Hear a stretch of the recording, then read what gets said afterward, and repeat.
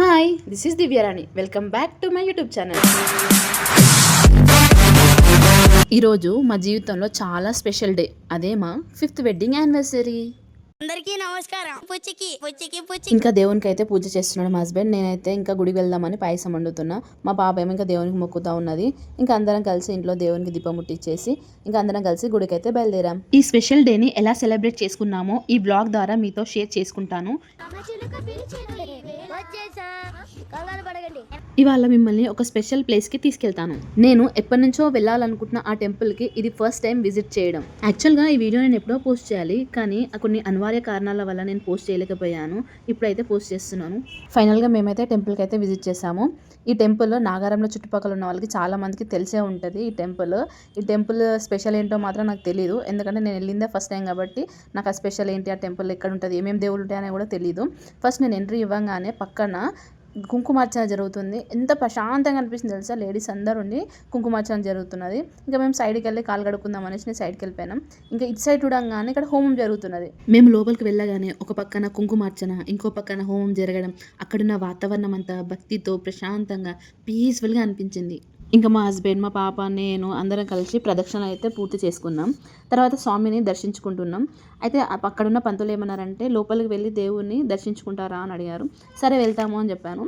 అబ్బాయిలు అయితే బనీన్ ఉంటేనే లోపలికి ఎలా ఉంటుందంట.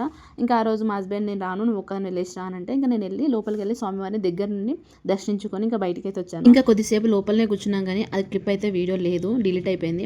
ఇంకా బయటికి వచ్చి మా వంతు చిన్న సహాయం చేసేసి దేవుని ఆశీస్సులతో సంతోషంగా మేము అక్కడ నుంచి బయలుదేరాము. మాకు ఒక స్పెషల్ డేలో మా ఫ్యామిలీ మెంబర్స్ అందరూ ఉన్నారు. బాబాయ్, పిన్ని, సిస్టర్, బ్రదర్, అన్నయ్య, వదిన, పిల్లలు, ఇంకా మేము అందరం కలిసి కేక్ కట్ చేసి సెలబ్రేషన్ చేసుకున్నాం.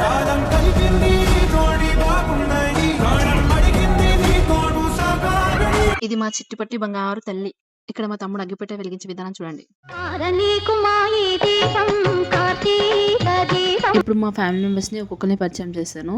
ఇదిను అన్న వల్ల పెద్దమ్మ, నాకు అత్తమ్మ అవుతుంది. తను ప్రేమతో నాకు పువ్వు ఇస్తుంటే మా తమ్ముడు కామెడీ చేస్తున్నాడు పక్క నుంచి.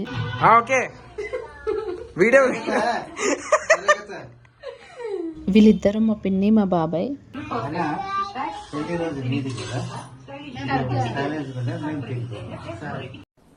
డిప్రెషన్. అక్కడ మా బాబాయ్ ఇచ్చిన డైలాగ్ని ఫుల్ నవ్విన, ఎందుకంటే అక్కడ మా హస్బెండే కేక్ కట్ చేస్తున్నాడు. మీది కదా యానివర్సరీ, మేము కట్ చేసి మీకు తినిపిస్తాము అని డైలాగ్ వేస్తారు. ఫుల్ నవ్విన. ఇంకా మా పిన్ని, మా బాబాయ్, మా సిస్టర్, ఇది మా చిన్న ఫ్యామిలీ. తర్వాత ఈ చిచ్చర పిడుగులు తెలిసిందే కదా. ఇందాక మా అత్తమ్మ వచ్చారు కదా, మా అత్తమ్మ వాళ్ళ చిన్న కూతురు, వాళ్ళ అల్లుడు, వాళ్ళ మన్మరాలు. ఇలా చిన్న చిన్న సెలబ్రేషన్స్ ఫ్యామిలీ అందరితో కలిసి చేసుకుని నాకు ఎంతో హ్యాపీగా అనిపించింది. Thank you so much for being with me, for all my family members. ఇంకా ఫైనల్ గా వచ్చేసరికి వీడు మా తమ్ముడు. మా తమ్ముళ్ళతోనే చాలా కామెడీ ఉంటుంది. వాళ్ళతో కామెడీ వీడియోస్ చేద్దాం అనుకుంటున్నా. ఒకవేళ చేయాలా లేదని కామెంట్ చేయండి. వీళ్ళకి కూడా ఛానల్ ఉంది, ఆ ఛానల్ నేమ్ కావాలంటే కామెంట్ చేయండి. మా సిస్టర్ ఇక చేందుకు అడ్డం పెట్టుకుందంటే నన్ను వీడియో తీయకండి అన్నది. ఫైనల్ గా వీడియోలో మాత్రం వచ్చేసింది. ఆ రోజు నేను మా ఫ్యామిలీ మెంబర్స్ కోసం ఏమేమి రెసిపీ చేశానంటే చికెన్ పకోడీ చేశాను, చికెన్ కర్రీ, పప్పు, బగారా రైస్, పెరుగు, మిర్చి, ఆలు బజ్జీ చేశాను. ఫైనల్గా అందరం కలిసి తినేసి. ఈ బ్లాగ్ కానీ మీకు నచ్చినట్టయితే ప్లీజ్ లైక్, షేర్, సబ్స్క్రైబ్. ఈ బ్లాగ్లో మీకు ఏ పాయింట్ నచ్చింది అనేది కామెంట్ చేయండి. మీ కామెంట్ నాకు ఎంతో ఉపయోగపడుతుంది. Please comment. Thank you for watching.